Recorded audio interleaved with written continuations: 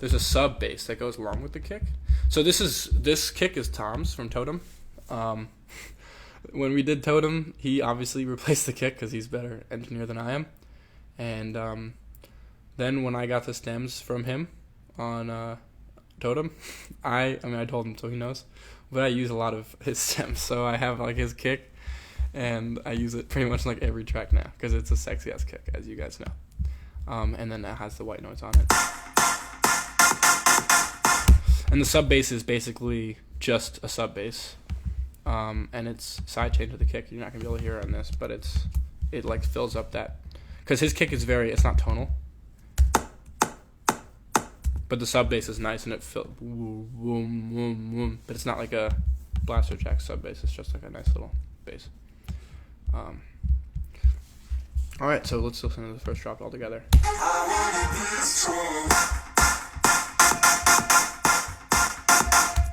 Yeah, and then I love to do this little thing with the vocal. So here's the, and then here's it pitched down, which is dope. This one is dry because I have a dry from Arno as well. They sent me those stems, and then it keeps it tight. So yeah, all right. So there's sort of your first drop. I think I explained everything with that. Obviously some hats come in, some effects, some impacts, whatever. I also use these little African voices you guys always know I use like an idiot. That's always fun to spice it up because all this dance music sounding the same. Everything sounds the same. So the way you make it sound your own is through details. And someone who I look up to because he always uses a lot of details is Matt Zoe. He has the best details. If you listen to his music, it's so detailed, and you always end up being like, damn it, like, how can I do that? So sometimes what I'll do is literally just spend times making little like drum loops and stuff that are unique sounding, and then I'll put them into tracks. So this is like a drum loop that I made for a different track, and then it doesn't work out, but then you end up with all these things that you can then sample yourself and put in a track. So like, see, so there's like something already, and like I showed you, like the bell thing. So I used that loop for the intro.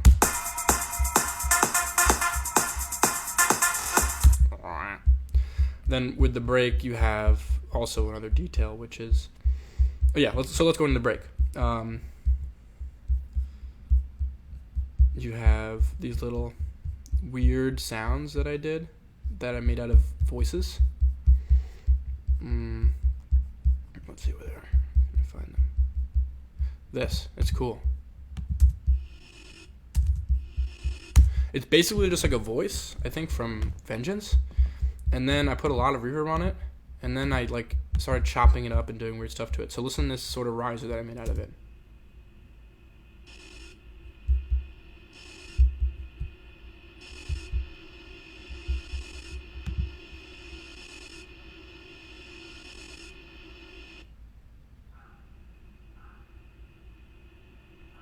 So this is going on during the whole intro. It's weird and it's cool, and it just adds something to it, I think. That this isn't a sample, like something I made, just because I wanted something original sounding in my track. And it's mine. So yeah, that kind of stuff is good. Oh, and then does it get bigger here? So it's going on. So you have something going on. Then I have it during the break too, which is cool. Oh, that's during the break though here. So you have it, you hear it. Da-na-na-na-na. Da-na-na-na-na. Da-da-na-na. There it is. That's what it's from. It's from like this thing that goes beat.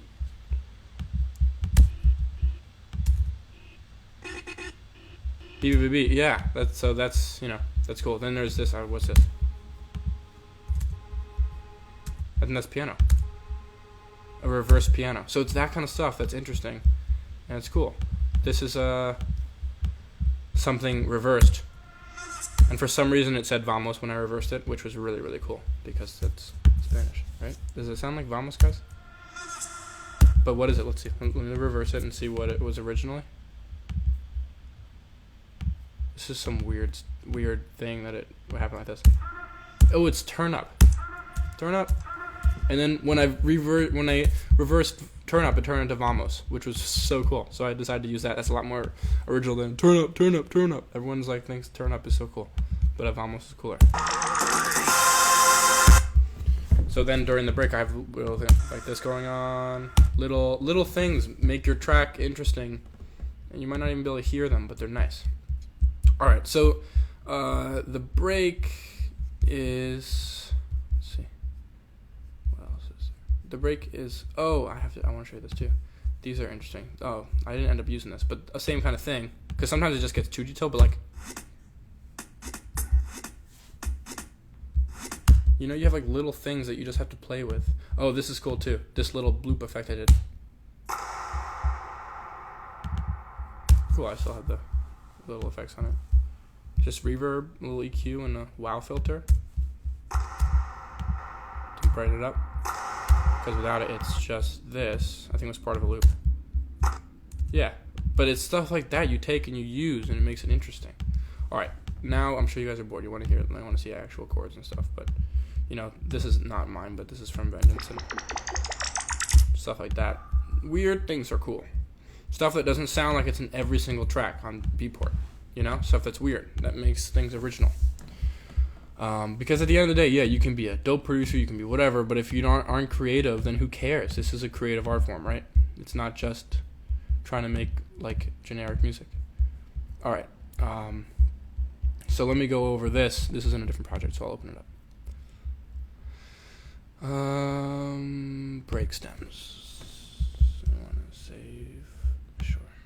I don't know if I did anything, but also don't really need to save because the remix is already out. But don't worry, I'll get to more questions. But I want to show you this break. I've already been going for a while. 20 minutes, you think? I've already been going. Like that. All right, that's cool. I'm sorry I can't show you everything either, but like just here. So here's the break. This break doesn't have the lead on it yet. It's just what my writing underneath the lead. I knew I wanted to put a lead on something, but I wanted to do it without. I wanted to make the chords first. So you have this weird. I called it spaceship. It's a silent. Ooh.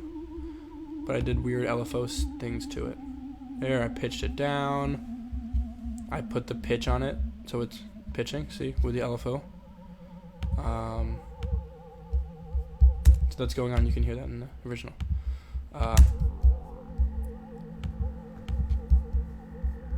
Here's some bass going on. I hope this isn't too quiet. Hope you guys can hear.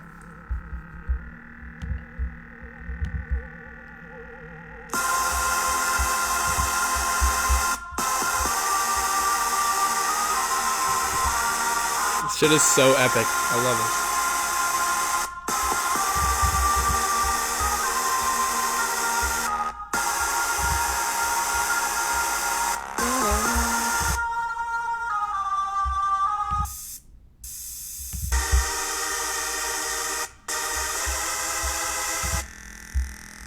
So it's simple. I mean, what makes this interesting is the writing, but also this voice makes it cool. I really wanted this to sound like a Western, you know, like in Westerns, like something cool like that. Cause like, remember how the original song has that whistle in it? Which, by the way, I asked from Arno for 1,000,000 times. I was like, "Yo, Arno, can you give me that whistle that's in the original? The dum da da da dum dum da da da da dum." And he was like, "Yeah, sure, buddy." And he never sent it to me. So I was like, "All right, bro, thanks."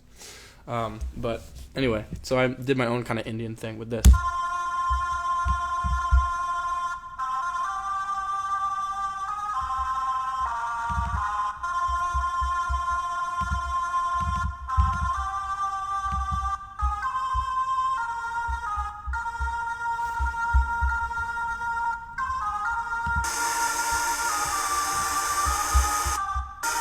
So eventually the lead is going to go over this, you know, that.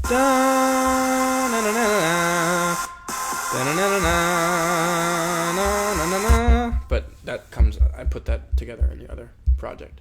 So yeah, it's just, this is basically, I had to bounce it because I think, yeah, I can't believe it, but this was already CPUing me. I don't know what's wrong with my Ableton, but this was already CPU crushing me. I think I put a lot of effects on this. But yeah, and then it goes into this.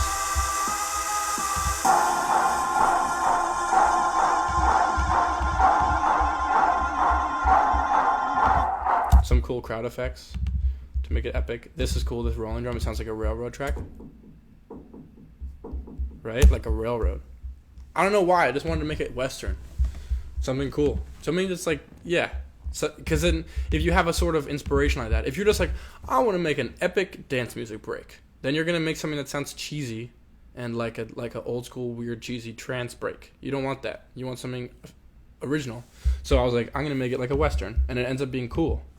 And it has this weird spaceship sound again.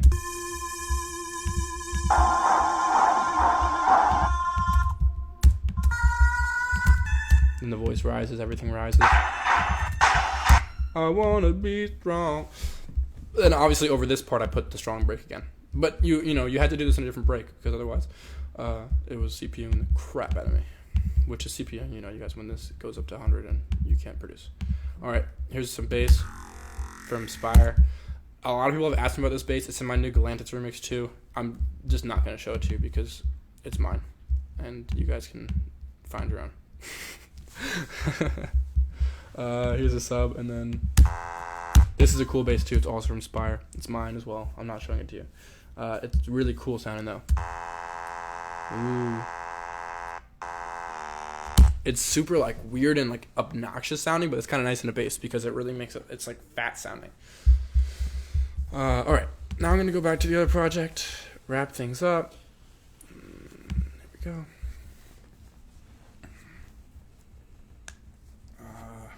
Yeah. I'm glad we did this video, guys. Cool little video. Good for me to go back over this project, remember it. I spent like 2 months on this, maybe, almost 3. And not to mention the time that goes into like doing the little details that end up getting used.